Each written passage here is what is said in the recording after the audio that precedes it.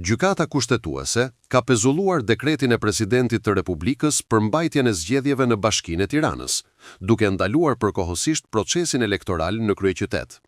Vendimi vjen pas kërkesës së kryebashkiakut Erion Veliaj, i cili kundërshtoi shkarkimin e tij nga Këshilli i Ministrave, duke e cilësuar atë si antikushtetues.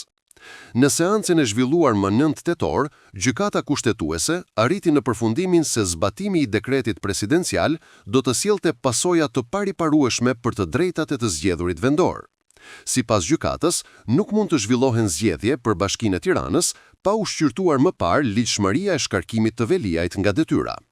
Duke u mbështetur në nenin 45 të ligjit për organizimin e gjykatës kushtetuese, trupa gjykuese vlerësoi se çdo veprim që mund të cenojë funksionimin e institucioneve vendore apo të drejtat individuale duhet të pezullohet deri në vendimin përfundimtar.